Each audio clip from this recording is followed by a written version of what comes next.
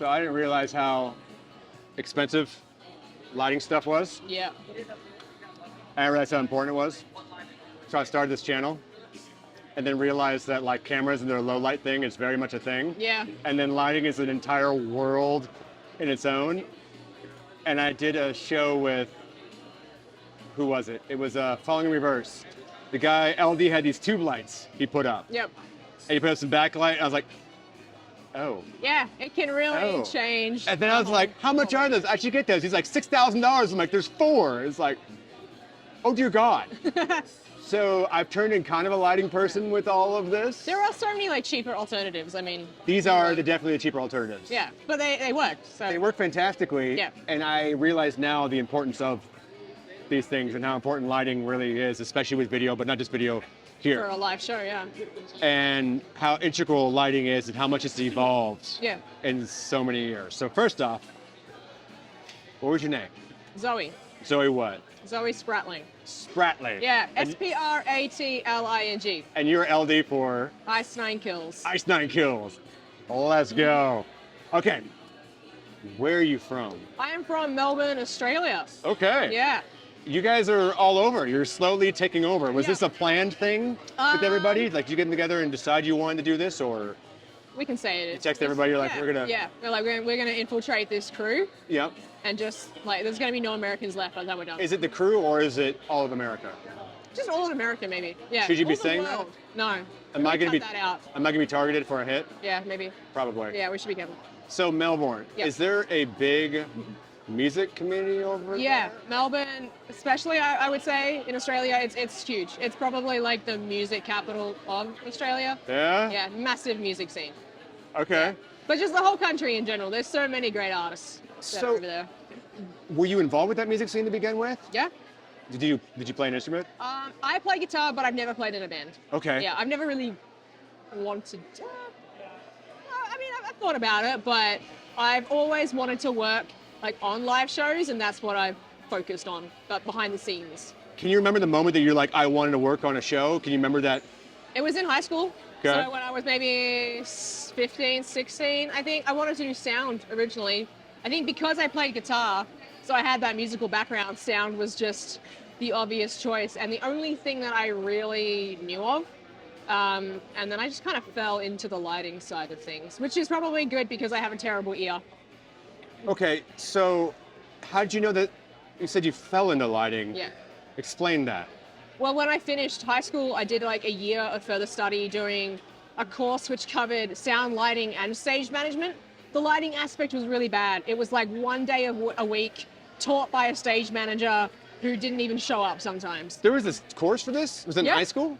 It was called a TAFE course. So it's kind of like college, university, but not really. And then after that finished, I had an opportunity to work for a lighting company just in the warehouse, prepping gear to go out on gigs. And I was like, well, it's a job in the industry, sort of. So I started there, which was great. Like I learned a lot about how lights kind of work, and what sort of they can do and what they can't do. Yeah. And then I just started going to gigs, like local gigs, became friends with some local bands, started doing their lights, and just went from there, really. Okay, so did you work for the venue doing lights, or did you just work for bands I and just doing? worked for bands. Really? Yeah. Yeah, Okay. kind of mates bands, and they're like, yeah, like small shows, really, really small shows. I wasn't getting paid anything. Like I was just doing it for free. What kind of consoles were you using before? Whatever the venues had. I didn't have my own stuff. It was literally just rock up and like, what have you got? And then I would just either use what they already had programmed or I would program my own. And then I started hiring consoles and then I bought some small like PC-based things, which Sure. I still have and I still use when I'm back home on some smaller shows. But yeah, I kind of just went like that. Is there a console that you see now and you kind of like start getting a twitch in your eye, like if I never see that again, it'll be too soon? I mean, I would say maybe hog consoles, but there are people out there Really? who love Yeah. hog consoles. They absolutely love them, but it's not for me. I don't really like it. But same with like Avo and stuff like that. Like I don't mess with those consoles. But I'm not saying they're bad consoles, just not for me. Yeah. Yeah. I feel like Grand MA has Yeah, kind of MA is kind of where it's at. ran away with it. Yeah. Okay, so you went from running sound almost free, not running sound, my gosh. Rewind. You went from doing lights Yep. basically for free. Pretty much, yeah. Do you remember the first time you got paid to do it? I don't really remember, but I do remember when I started to get paid, it was like $100 a day for like 15-hour days. Do you So remember when? it wasn't a lot. Do you remember the moment for you when it was like, this could be a thing? Maybe around 2017 when Okay. I kind of started to do proper tours. Yeah. Where I was getting paid properly, my travel and accommodation was getting covered. I mean, I've never paid for my own travel and accommodation for work, but it was like, it just felt like a real tour. Like I wasn't slumming it in vans, sleeping on floors. We had hotels, we had flights and stuff, and like I was getting paid properly. And who was that It with? was for an American band actually called Mayday Parade. And I still work with those guys. There's Yeah. still a thing? That's awesome. Yeah. They're doing a tour at the moment. Unfortunately, I'm not there. But yeah, that was kind of like my first break, I would say. And they're the first band that took me overseas as well. So I owe a lot to those guys. Okay, so I know that most people don't know this, but there's a difference between an LD operator and designer.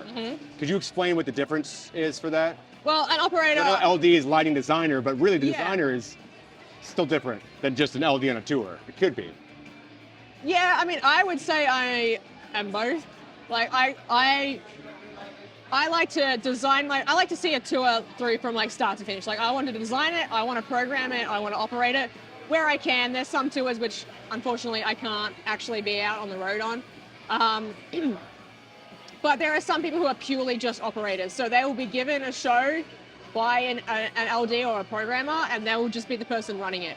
But you still have to have, I think, a good knowledge of lighting and how it works, and also how the console works, because there will inevitably be changes that they'll need to make, which could be up to their discretion or the designer's discretion. But Do you remember the first tour that you were able to design the whole thing from start?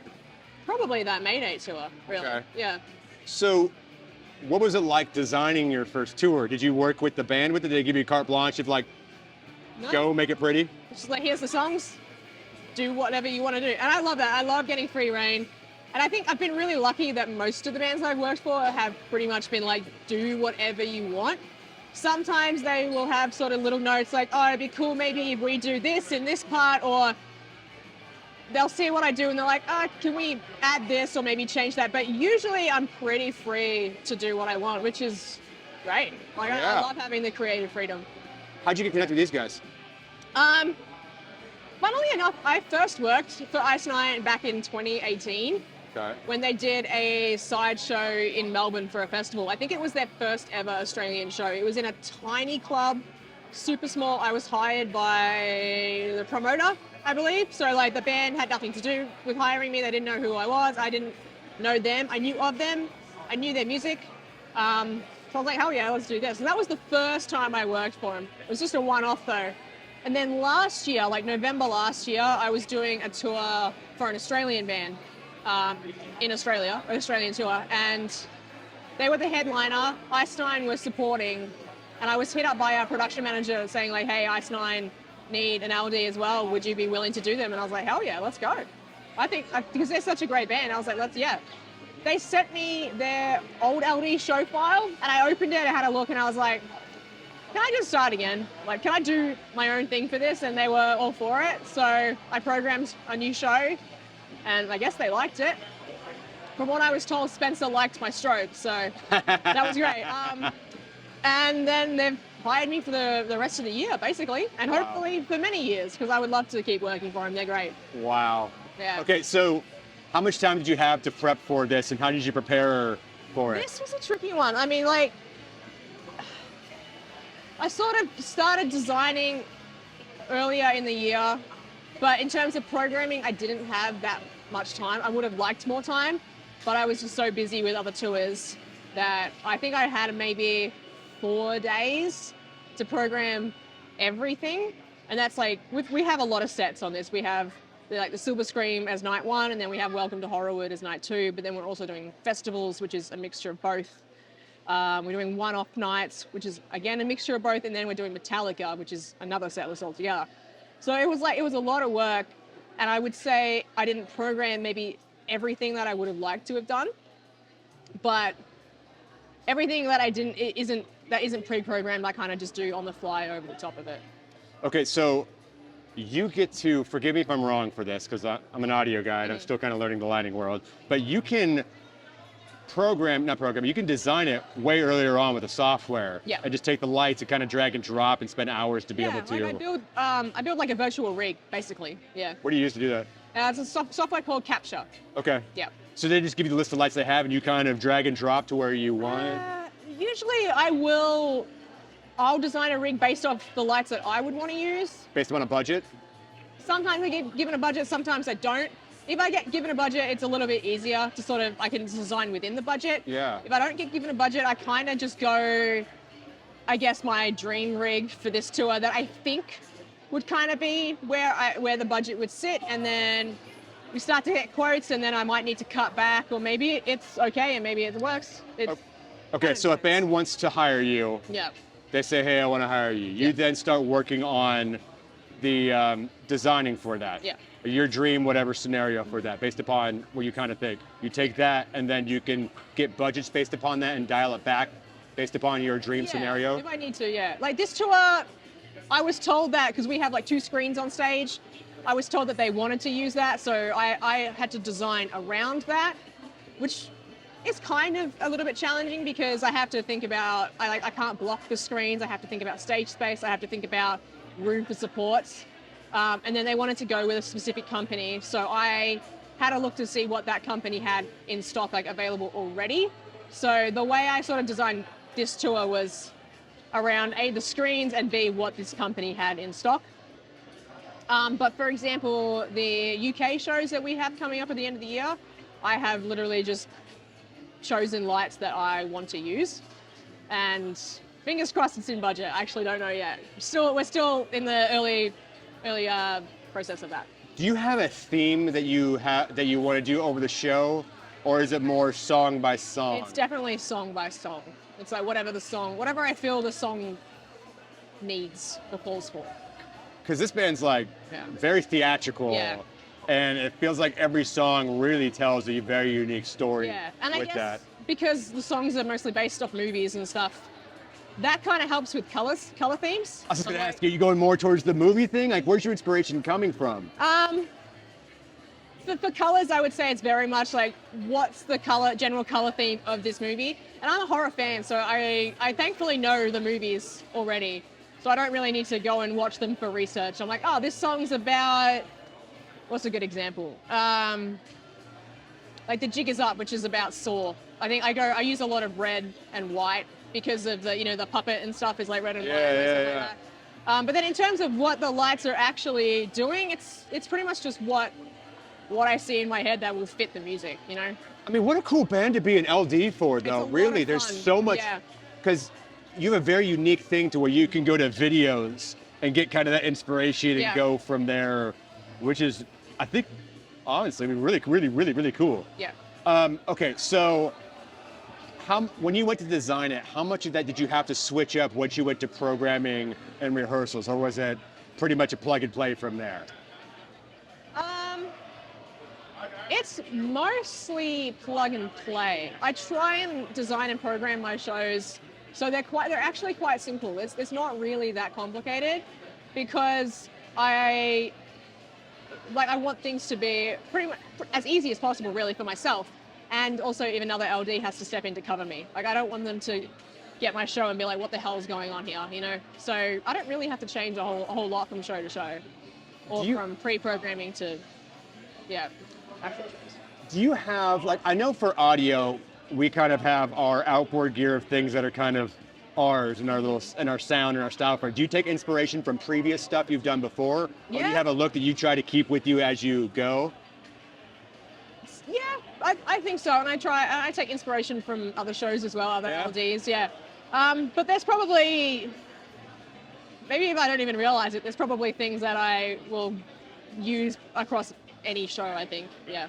Can you remember a show you've been to that truly, really inspired you, made you rethink the way you did lights? Yeah. So the last, I think, Bring Me the Horizon Australian tour, which Bring Me show was incredible. Probably one of the best shows I've seen in a long time. I think it was just so well thought out from start to finish, but I loved the design for that.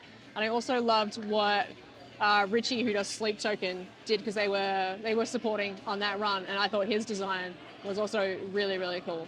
So I have taken inspiration from that. Okay, what is the biggest mistake that new lighting LDs make? Or you can look at a stage and be like, ooh, that's a newbie thing. Trying to do too much. Okay. I think sometimes less is more. Yeah. It really. Totally. Yeah, but also maybe too many colors at the same time, or colors that don't complement each other, and they just kind of clashes and doesn't look very good. I think those are probably the two mistakes I see a lot of LDs make. Do you use the color wheel and kind of I forget what it's called when they're like matching but opposite colors? I don't remember what that's called. Or do you kind of just go off of visually what you feel like? Is there I kind of go off just visually. Okay. Yeah. I don't really use, I guess, much color theory. I'm like, what? I just know that some colors just completely look horrible together. So I won't really use them. Which, funnily enough, I don't really like using like saturated green. Okay. And I definitely don't like using saturated green with saturated red either. But on night one of this tour, we have a song that's a Christmas song. Like, it's called Merry Xmas, and I use red and green in that song. But I'm like, it's a Christmas song. But that's kind of the exception to the rule. But I won't use like red and green together. I generally won't use red and blue together either. But maybe like a light red and a light blue can sometimes look good. But it's just pretty much what I think looks good and doesn't look good. There's no real theory behind it, at least for me. Yeah. What's the lighting equivalent to your snare sounds like crap? I don't know. I don't know how to answer that one, actually. Your strobe looks like crap? Maybe. Your gobo's out of focus? I don't know. Who is one band that you would pay to do lights for? Evanescence. You didn't have to think about that. Nah. Why? They're my favorite band since I was very young. That would be like my dream band. Really? I would pay them to be able to work for them. Really? Yeah. I have done a tour with them for an opener, and that was like a dream tour. But if I could light them, I would retire. That's it. Wow. There's nothing else after that. So if you're watching, Yeah. there you go. Yeah. Okay. What is a piece of advice, the best piece of advice you've gotten from one of your mentors? It's pretty simple, really, but the strobes don't need to be that bright. Pull them back. And I did, and I was like, you're right. Doesn't need to be that bright. Yeah. Yeah.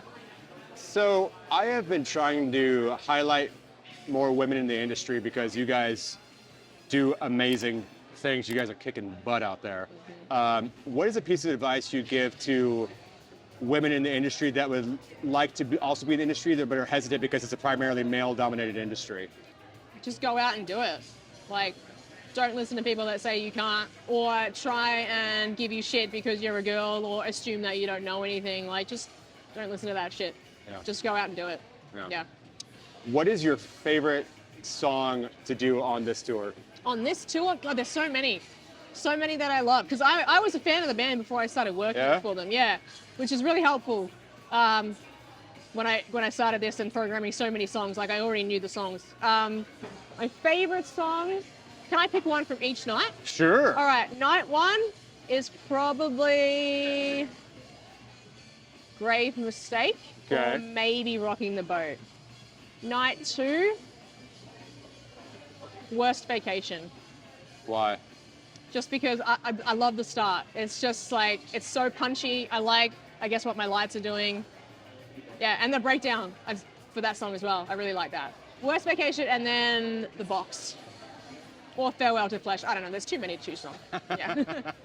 With touring being so much and so often, and you're just in a different place all the time, how do you stay grounded? How do you keep a semblance of home and in reality in this chaos of the world? Or do you thrive in the chaos? I definitely do not thrive. I think, I'll be brutally honest, like, it's hard, and I struggle a lot, especially Like this tour, I'm struggling quite a lot because I came off another 6-week American tour. I was home for like 11 days before I flew out again, and I was just like burnt out before I even started. Yeah. So it's really hard. I guess I try and call my partner back home as much as I can and talk to them, and that's helpful. Get updates of my cat, you know, just stuff like that is really helpful. But it also kind of makes me more homesick. Yeah. But it's just I try and sleep as much as possible, rest as much because it's just hectic, you know. It's hard on the body, it's hard on the mind. So just things like that, just to look after myself as much as possible. What do you think is the biggest misconception of a lighting designer? I think from people in the crowd that will see us, they think we're the sound guy. They're like, I can't hear the guitars. I'm like, I can give you more blue. I can turn up that spot. That's all I can do.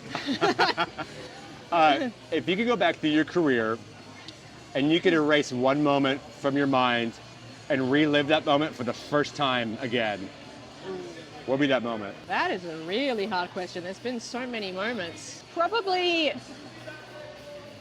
like the entire Evanescence Australian tour that I did the opening band on. If I could do that again, Yeah. that would be one. Yeah. Okay, so you did the Metallica stuff, correct? Only the recent shows. They've been with Metallica for like 3 years now, I think, but I've only done the ones on this tour so far. What was it like doing a Metallica? It was pretty crazy, but also because we're playing like during the day, it kind of it takes the pressure off me. Oh yeah. The lights. It's kind of a good thing and a bad thing. It's a bad thing because the lights don't have much impact, but then that takes pretty much like all of the stress away from me because it's a weird stage, right? It's the 360 stage. There's like towers all around it, so like trying to light that stage is something that I haven't had to do before, so that was tricky. But because it's during the day, it's not. I feel like there's less at stake, if that makes sense. Yeah. Do you design that differently than like this so at night? The Metallica shows, I'm actually doing completely on the fly. Oh wow. Yeah. That's awesome. Yeah. Because there's no way that the programming for this tour would translate to that stage. No way.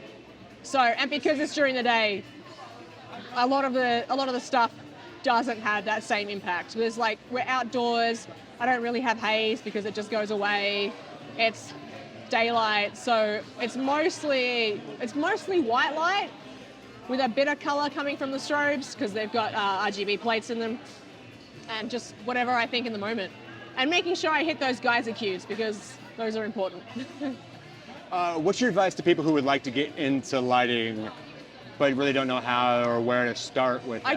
I guess my advice would be to do what I did and work for a lighting company in the warehouse, learn how the gear works. I think that's really important, is understanding how lighting works, understanding the basics of patching, like addressing universes, all that stuff. And then I guess just start getting your name out there and start just practicing. There's so many things online now that you can use to learn, like find a console that you like and learn that really well. I would say MA is the best one to go with. Yeah. Yeah, that would be my advice. Do you still live in Australia? Yep, still live in Melbourne. So there's a lot of people who watch this channel that are in other countries and they have a hard time with either making the leap to go to a place that has more of the work or have a hard time connecting with a job that may take them to the States or take another spot. What's your advice to that, or how did you find success in being able to make that transition? Because in Australia, I mean, things are separated pretty far. Granted, there's people that are coming through. Yeah. What's your thoughts on that? I'm not sure, because I guess I kind of got lucky. I just met the right bands that liked me enough that are willing to, I guess, pay the money to take me out. Yeah. I've definitely thought about trying to move somewhere where touring is more, I don't know, full on. I guess like maybe somewhere in the UK or Europe or America, although moving to America is a lot harder for us. But I love Australia, and I've had a lot of success there and have many opportunities to tour outside of Australia. So I guess I don't really feel like I need to leave anymore.